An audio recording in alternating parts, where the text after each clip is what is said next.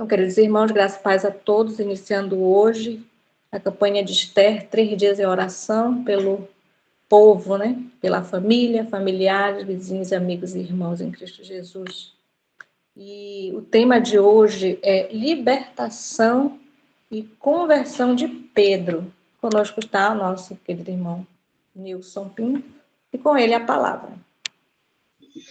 Obrigado, irmão Alexandre. Bom dia a todos. Escutando você falar sobre a libertação e qual tipo de libertação. E hoje o tema fala sobre a libertação e a conversão de Pedro. E a libertação que Pedro tinha que ter se refere à fidelidade. Então, a fidelidade e o perdão. São dois subtópicos centrais nessa parte da história de Pedro. E 1 Pedro, eu gostaria que vocês gravassem, guardassem na memória, que no finalzinho a gente vai falar sobre esse texto. 1 Pedro, capítulo 5, versículo 5, que foi base para nossas orações. Eu vou reler de novo. Semelhantemente, vós jovens, submetei-vos aos anciões e sede todo sujeito uns aos outros, e revesti-vos de humildade, porque Deus resiste aos soberbos e dá graças aos humildes. Amém. A gente vai conhecer um pouquinho mais sobre a tradução dessas duas palavras, libertação e conversão. Libertação é uma ação ou um efeito de pôr-se em liberdade, liberação. É a primeira coisa que eu queria pegar aqui.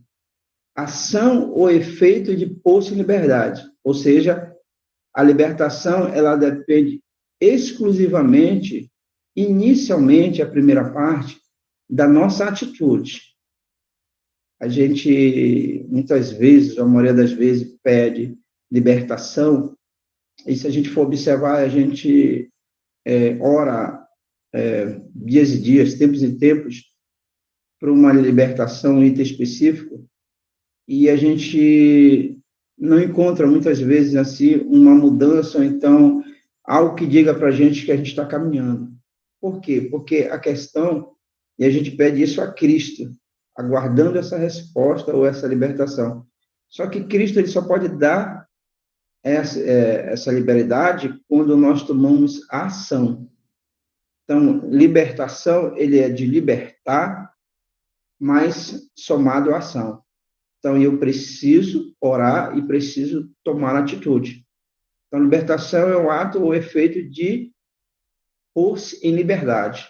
Convenção é um ato ou efeito de converter-se. Ou seja, após o momento que eu tomei a decisão de largar um vício, o segundo passo é o quê? É me converter. Aí entra a ação do Espírito Santo, que ele vai fazendo esse trabalho conosco gradativamente. Se eu me libertei, se eu procurei agir para largar aquele vício, automaticamente, como disse Jesus para Maria Madalena, olha, não faz mais, né, não retorna a essa situação, porque essa situação vai te destruir. Aí foi que ela entendeu, não voltou mais à situação que ela vivia, e assim a gente conhece um pouco mais sobre a ação do Espírito Santo, a ação, na verdade, naquele momento de Jesus Cristo na vida de Maria. Mas a gente veio falar de Pedro. Pedro, ele tem uma história de libertação e conversão muito forte, e ele envolve dois momentos distintos, a situação de Pedro, que estão muito interligados um ao outro. Lá em Atos, no capítulo 12, fala que Herodes, ele procurou, o filho, né, Herodes filho, ele procurou pautar a sua governança, a sua gestão, perseguindo e matando os discípulos de Jesus. O primeiro a morrer foi Tiago, né, que era irmão de João, dos filhos do trovão, ele morreu à espada.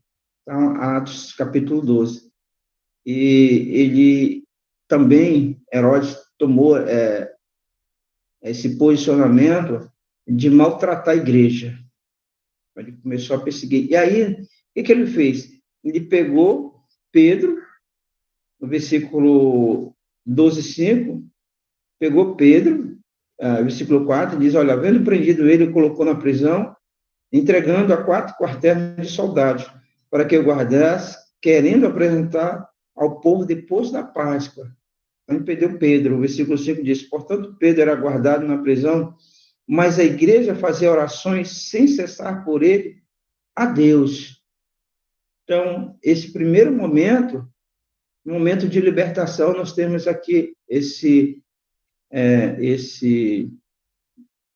parâmetro, temos esse exemplo aqui de um tipo de libertação. Então, Pedro estava ali preso e ele chegou a pensar, quando o anjo foi libertar ele, liberar ele, ele chegou a pensar que ele estava em sonho, ele estava sonhando. Mas tinha uma igreja poderosa orando para que Pedro pudesse ser liberto e não chegasse à morte naquele momento. O que é uma igreja poderosa? É uma igreja que ora. Igreja que não ora, ela não é uma igreja poderosa. Nós temos situações adversas trazidas pelo inimigo diariamente, a nossa família da fé, a nossa congregação. Diariamente, quando você vê uma igreja que ela está buscando realmente a presença de Cristo, através da orientação do Espírito Santo, essa igreja ela é atacada. E quando ela é atacada, é o momento de orarmos. A igreja ela foi atacada ali. Seu líder, um dos líderes, o líder principal, né, que Jesus comissionou, ele foi preso. Um já estava morto. E aí acontece o seguinte, a igreja colocou o joelho no chão. Eu queria deixar aqui, num parênteses, qualquer dificuldade que aonde você se congrega, que a igreja estiver passando, não tem outro caminho que não seja a oração. Pega os pontos da fragilidade da igreja e trabalha em cima disso, a libertação. Agora, o exemplo de transformação de Pedro, ou seja, a conversão de Pedro, tem 100% a ver com a questão espiritual. Lucas capítulo 22, o versículo 32, eu gostaria de ler com os irmãos. Lucas 22, 32. Mas eu orei por ti, para que a tua fé não desfaleça. Tu, quando te converteres, fortalece teus irmãos. Jesus fala a Pedro que Satanás queria cirandar, queria dar uma sacudida nele, para ver, para destruir, na verdade. Ele faz isso para destruir. Mas Jesus não permitiu. Jesus não permite isso que aconteça a um servo seu. Mesmo seja um servo, todos nós somos servos. E o estado frágil espiritualmente, Deus não permite isso. Por quê? Porque o final do texto diz, olha, quando tu te converteres, eu quero que tu fortaleças os teus irmãos. Esse é o papel principal nosso na convenção. Quando nós chegamos à conversão, não é para a gente bater no peito, ou se achar maior do que outro, ou se achar que é o único escolhido. Não. A conversão, ela é justamente para quê? Para que nós venhamos ajudar a igreja, que nós venhamos ajudar aqueles que são frágeis na fé. Por isso que Cristo falou para Lucas em capítulo 22, 32. Agora, eu queria trazer um pouquinho para nós, como era o temperamento de Pedro. Ele era conhecido por um temperamento forte e impulsivo. Eu creio que muitos já tiveram na praia, e talvez todos que estão aqui, naqueles momentos que o mar está muito agitado. E às vezes você está em uma praia que ela tem um muro de contenção, né? A praia ela está invadindo ali a pista, invadindo a cidade, então os governantes colocam um muro de proteção ali. Não sei se vocês já observaram ou passaram por um momento desse, em que o mar está agitado e aí o mar ele dá ali no muro, aquela pancada. Quando você olha o muro ele está cheio de buracos, né? O cimento ali, as pedrinhas ali estão saindo. Por quê? Por causa da batida da água, que é muito forte. O mar é agitado. Essa era a personalidade de Pedro, um homem agitado. o que é uma pessoa agitada? É uma pessoa que acha que vai resolver tudo sozinho, é uma pessoa que não tem papas na língua, é uma pessoa que chamam assim, caracuda, né? Aquela pessoa que semblante fechado, é uma pessoa que está pronto a criticar, é uma pessoa que está pronto a julgar. Então, essa era a personalidade forte, o temperamento dele, né? E ele também era inconstante. Ele era inconstante e frontal em vários momentos. Quais foram os momentos, eu digo assim, momentos baixos, mas eu vou dizer assim, os momentos frágeis de Pedro, porque nós temos momentos frágeis. Quais eram os momentos frágeis de Pedro? Qual era o momento baixo na vida de Pedro? Lá em Marcos 8:32, nós vamos dar uma lida aqui. Marcos 8:32 relata para nós da seguinte forma: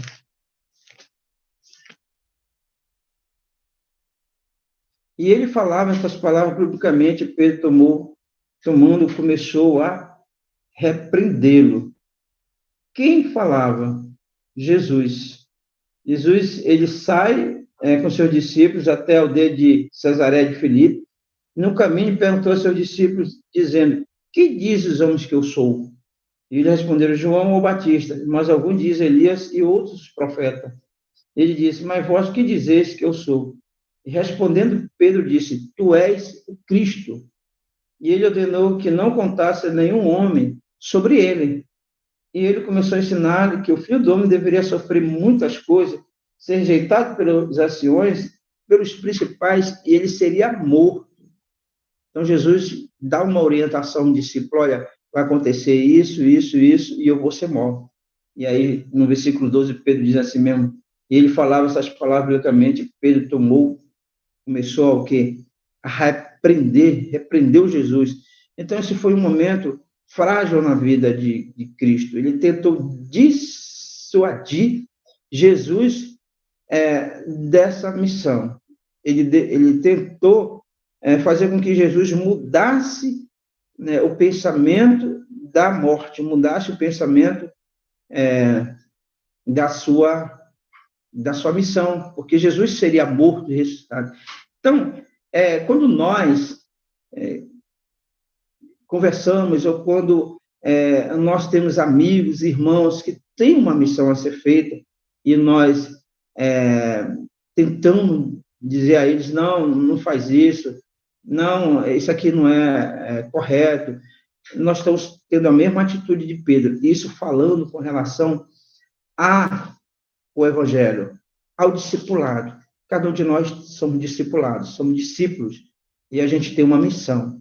Às vezes as pessoas desestimulam a gente a cumprir a missão. Quantos encontros nós temos dentro da nossa fé, encontros, e a palavra de Deus, o testemunho diz que nesses grandes encontros, nessas festas, Jesus, o Pentecostes, né, o Espírito Santo vai cair ali.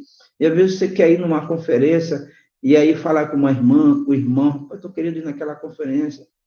Aí a pessoa diz: não, vai gastar muito dinheiro. Eu, por exemplo, eu não vou, porque é muito dinheiro que gasta, ou então eu tenho outras coisas para fazer, você vai largar o seu trabalho aí e ir para uma conferência. Isso é o próprio Satanás falando contigo. Tem muito cuidado com relação a isso, porque se há uma conferência, há uma missão a ser cumprida, há uma missão a ser feita. Qual é a missão na conferência? É escutar a palavra de Deus, é a instrução que o Senhor traz através dos servos escolhidos ou do servo escolhido. É buscar a informação para melhoria espiritual e, consequentemente, essa vida eterna que cada um de nós almejamos. Então, muito cuidado quando você quer ir a um encontro espiritual e alguém diz assim: não, é muito tempo, gasta muito dinheiro, aquele pastor não é um pastor legal, cuidado com isso, por favor. A outra coisa frágil na vida de Pedro é que lá no Getsemane, isso conta em João 18, 9 e 10, quando os soldados vieram, a turba ali veio para agarrar Jesus, ele partiu para a ignorância. Ele já tinha informações de que Cristo, o próprio Cristo falou para ele da missão a ser feita. Ele já tinha informações que havia um plano determinado por Deus. E aí, ali no Getsemane, ele parte para cortar a orelha de Malco, ele partiu para a violência. É lógico que hoje nós, juntos, como família, como congregação, nós não andamos armados, porque eles tinham ali uma espada, se me falha a memória, o quanto eles usavam espadas na cintura ali. Tanto é que ele partiu para cortar a orelha, e cortou a orelha daquele soldado do mal. E a nossa maior arma hoje que nós temos, a menor de todas, é a nossa língua. Felizmente, nós estamos matando pessoas, nós estamos deixando pessoas desanimadas, nós estamos deixando pessoas desistirem da fé, nós estamos deixando de receber as bênçãos e nós estamos deixando de abençoar a nossa família, nossos amigos, nossos inimigos através da língua. A língua é uma arma mortal. Nós temos que ter muito cuidado com relação a isso. E Marcos 14, 29, eu queria ler esse texto.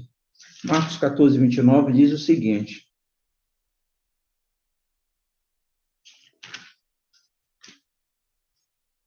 diz assim: mas disse-lhe Pedro, ainda que todos se ofendam, eu todavia não. Ainda que todos se ofendam, eu todavia não. Por que ele respondeu isso? Ele se considerou melhor de todos. Por que essa resposta que está em Marcos, capítulo 14, versículo 29? Porque Jesus disse, no versículo 27, Jesus disse, todos vós vos escandalizarei em mim esta noite, porque está escrito, eu ferirei o pastor e as ovelhas serão espalhadas. E aí ele bate no peito e diz assim, olha, todos aqui podem se escandalizar, eu não. Então, quer dizer, quando ele tomou essa atitude, ele tomou a atitude de se achar o melhor do que todo mundo. Às vezes nós passamos por essa situação também, infelizmente. Às vezes a gente se acha mais espiritual do que o outro, às vezes nós achamos que nós temos mais capacidade do que o outro, às vezes nós achamos que pregamos melhor do que o outro, às vezes nós achamos que a nossa família é que vai para o céu em vez de considerar também os nossos irmãos. Como é que eu sei que eu posso estar me achando melhor do que o outro?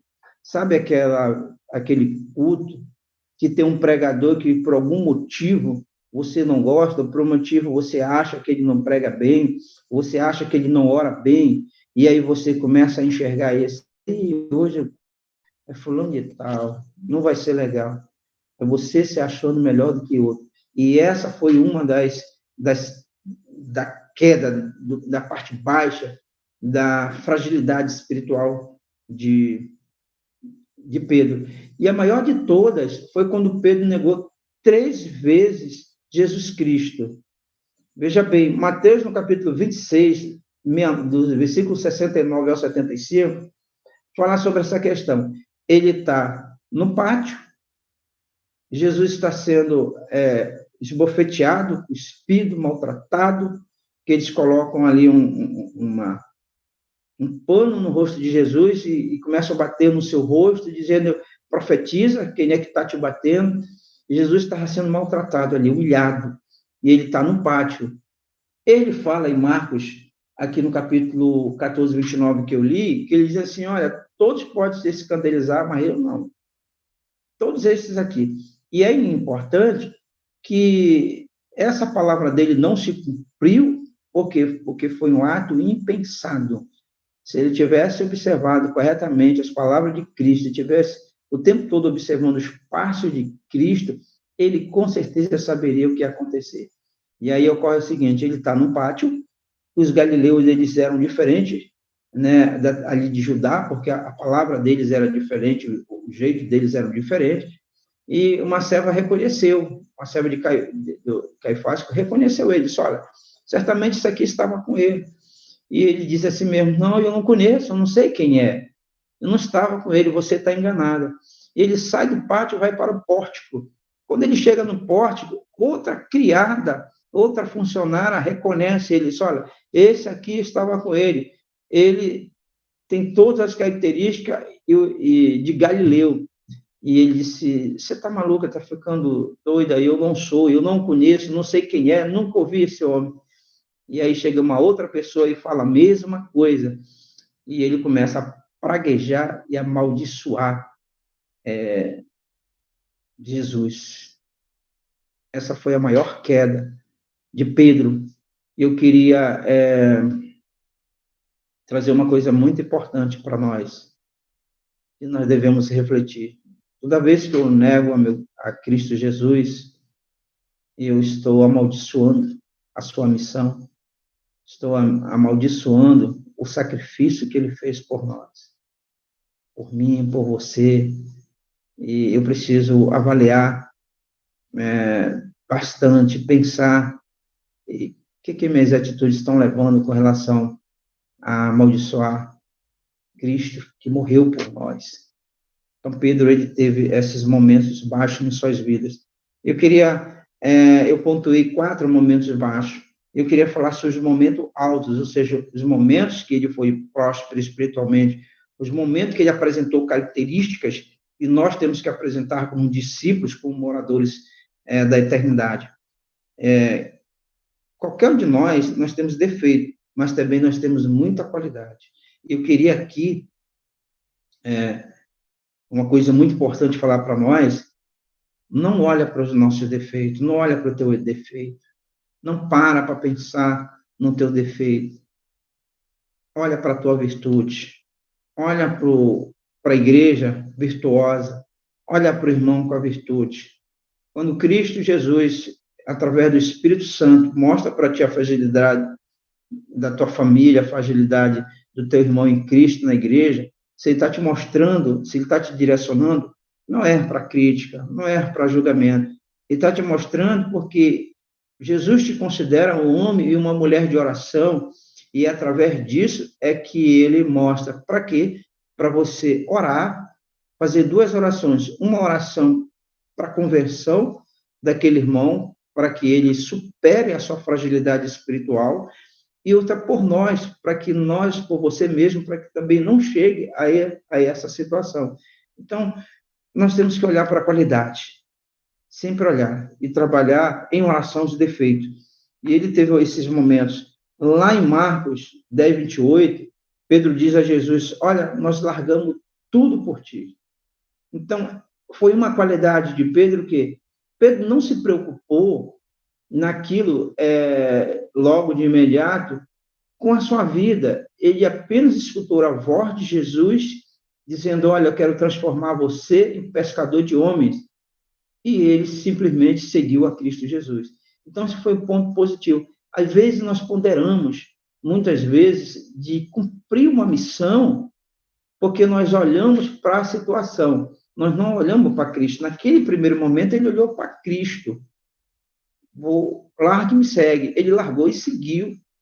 E o que não tem nos feito estar estáticos, o que tem nos feito, eu posso até dizer assim, manter no nível baixo espiritual, é porque nós colocamos na nossa cabeça dificuldades para seguir a Jesus. Como é que eu sigo a Jesus?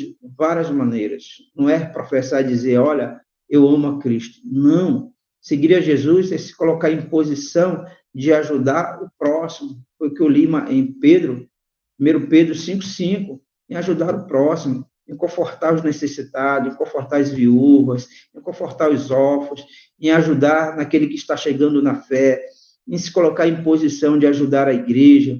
A igreja precisa de organização, a igreja precisa de voluntários. Isso é ajudar o próximo, isso é largar as coisas por Cristo Jesus. Até na tua e na minha vida espiritual, eu preciso largar de coisas para seguir a Cristo Jesus. Até nos meus cultos, eu preciso largar de coisas para seguir a Cristo Jesus. Então, preciso entender isso. Lá em Mateus 16, Pedro, ele diz assim, olha, ele confessa, ele diz: tu és o Cristo. Mas pergunto quem eles falam que eu sou. Tu és o Cristo. Pedro, o que tu acha? Tu és o Cristo. Então, ele confessou, ele reconheceu, foi um ponto alto na vida de Pedro. Ele reconheceu a Cristo como Salvador. Ele reconheceu a Cristo como Deus. Ele foi, Pedro, escolhido para ver a glória de Jesus, um dos escolhidos. Pedro, ele foi abençoado em participar e confirmar o que Cristo fala para nós, que ele é que nos sustenta. Então, o texto de Mateus diz assim mesmo: primeiro as coisas de Deus, o resto será acrescentado. Então, tem um momento que eles precisaram pagar impostos, eles precisaram manter, né, o ministério, precisaram pagar despesa com alimentação, tudo que envolve o ministério, e foi escolhido para pegar o dinheiro na boca do peixe. Cristo falou para ele: vai lá e pegue. E também ele foi um escolhido, ele teve o privilégio de andar sobre as águas. Lembra quando ele viu Cristo sobre as águas, ele pede para ir, Cristo disse: venha. E ele teve esse privilégio por um momento, porque depois é interessante que quando ele anda sobre as águas, quando ele chega a uma certa caminhada, ele começa a afundar. Por quê? Porque quando ele começa a andar sobre as águas, ele olha a direção de Cristo, ele olha para Cristo. E é importante que João 17 fala sobre essa questão, quando Cristo diz: olha, eu estou indo e vou preparar a morada, mas vocês não vão ficar só. Eu vou deixar o Consolador. E o Consolador, ele diz assim: qual é a missão do Espírito Santo? É me direcionar vocês para mim. É mostrar para vocês que eu sou o caminho, a verdade e a vida. Então, Pedro, quando ele anda, ele começa a andar, ele focou Jesus. Quando ele para e olha para ele, ele começa o quê? Afundar. É aquele momento que a gente para e deixa a nossa vida envolvida pelos nossos próprios interesses. É um momento que a gente começa a afundar espiritualmente. É um momento que a gente começa a ficar frágil.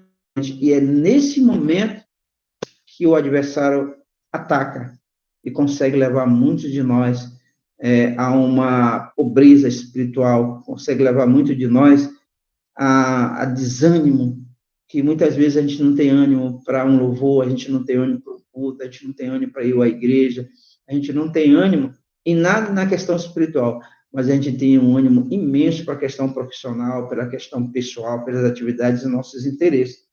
Outra coisa também, João capítulo 6, versículo 68, eu gostaria de ler, João 6, 68. Diz para nós assim, ó: então Simão Pedro respondeu-lhe: Senhor, para quem iremos nós? Tu tens a palavra da vida eterna. Ele reconhece Jesus como divindade. Jesus tem a palavra eterna. Então, a divindade de Jesus. E no capítulo de João 21, 15 e 17, aqui é o ponto principal da conversão de Pedro. Eu gostaria de ler João 21,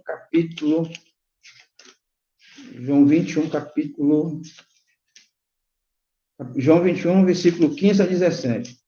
Eu gostaria de ler junto aos irmãos. Diz assim, ó: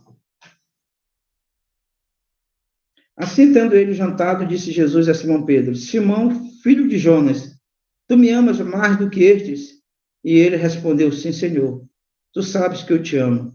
E ele disse: apacenta as minhas ovelhas. E ele disse novamente, pela segunda vez: Simão, filho de Jonas, tu me amas? Ele disse: sim, Senhor, tu sabes que eu te amo. E ele disse: apacenta as minhas ovelhas. No versículo 17, ele fala pela terceira vez: Simão, filho de Jonas, tu me amas?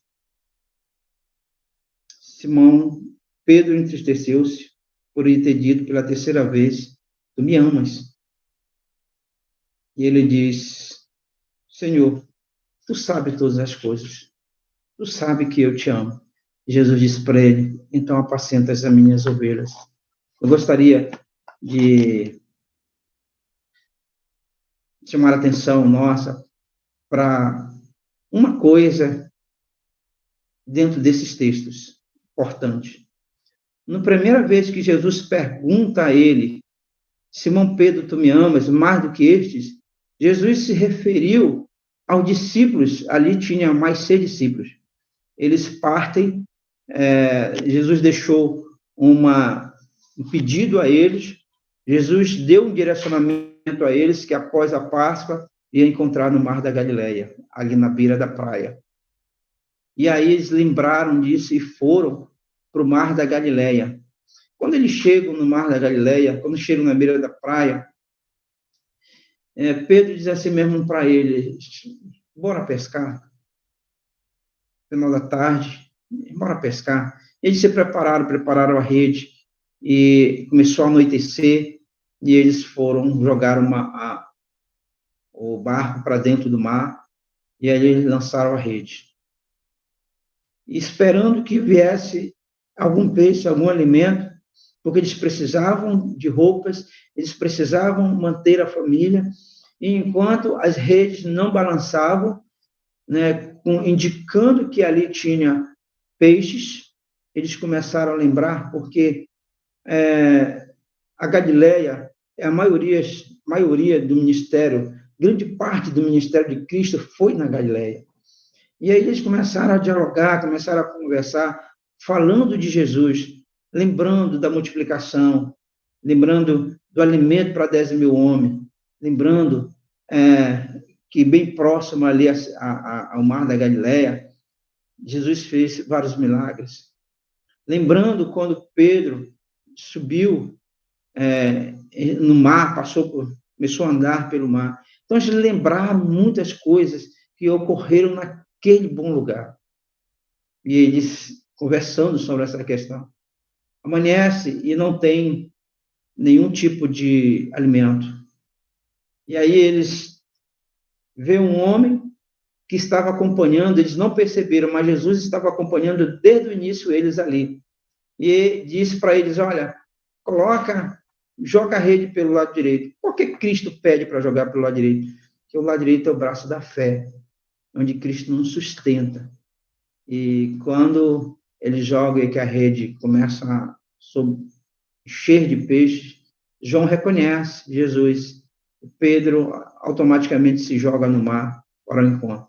E é interessante que quando eles chegam, Cristo já tinha preparado o pão e o peixe. O alimento já estava na mesa. Eu queria, queridos irmãos, tecer 2 informações e atentar. Quando ele fala a primeira vez, tu me amas mais do que esses, ele se refere aos discípulos. Depois, nas 2 vezes seguintes, ele não se refere mais aos discípulos. Ele diz, tu me amas, Pedro. E repete, tu me amas, Pedro. O Senhor sabe que eu te amo. Deus deixou aqui um significado importante para nós. Nós não podemos nos prender a nenhum tipo de situação para seguir a Cristo. Nós não podemos adorar, nós não podemos amar nada maior do que amar a Cristo. E às vezes eu não quero participar das coisas de Cristo porque o meu marido não quer ir, porque o meu filho não quer ir, porque o meu neto não quer ir, porque não sei quem não quer ir, então eu também não vou. Não. Ele foca diretamente em Cristo Jesus. Nós precisamos amar a Cristo.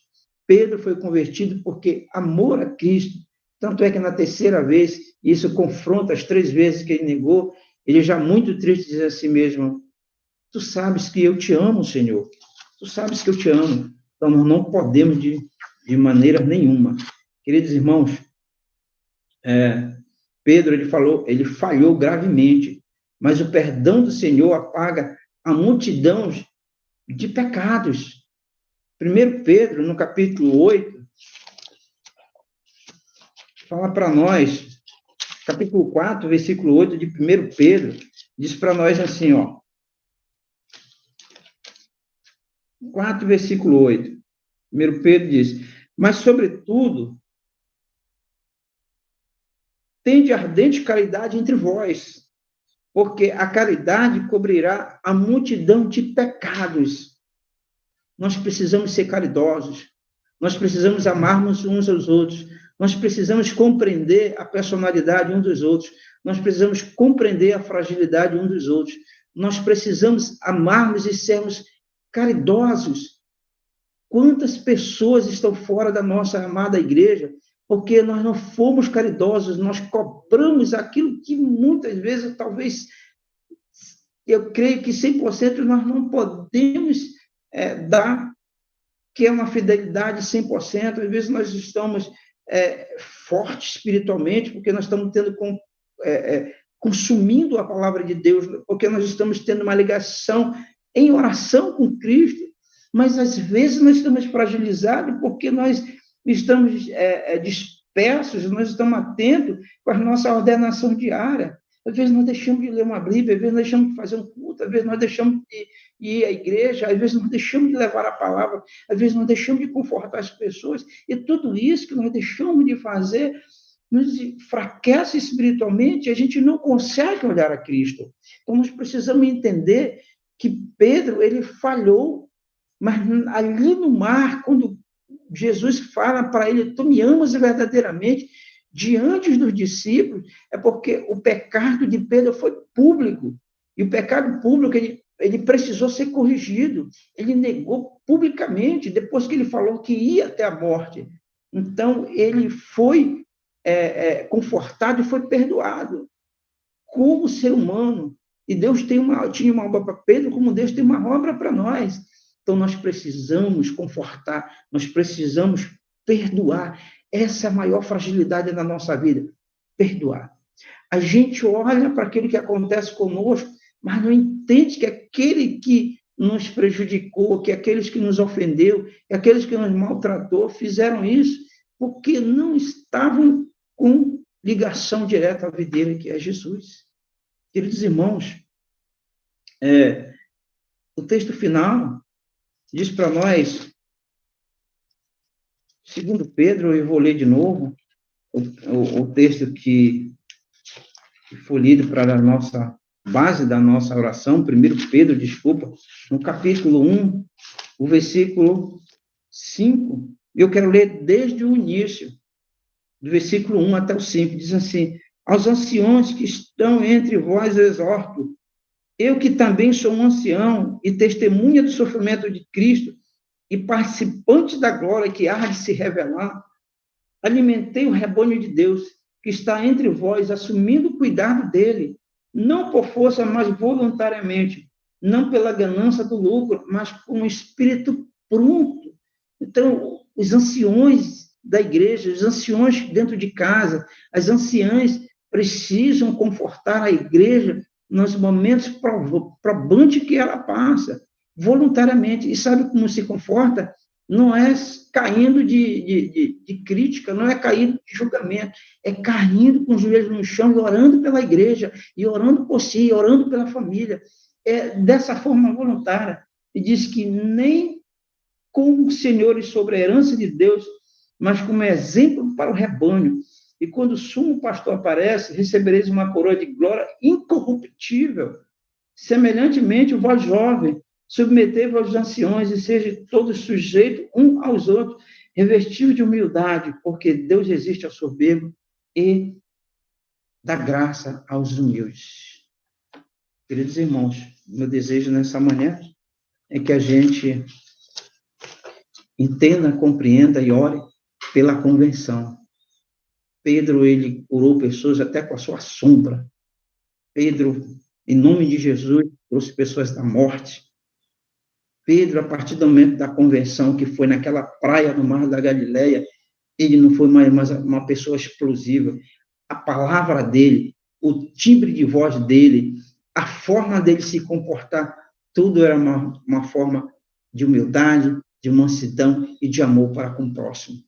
E jamais ele julgou um irmão, e jamais ele proferiu uma crítica, e jamais ele ficou com a cara fechada, jamais ele teve uma raiva. Por quê? Porque ele estava concentrado em Cristo Jesus. Esse é o meu desejo para cada um de nós nessa manhã, em nome de Jesus. Amém. Amém.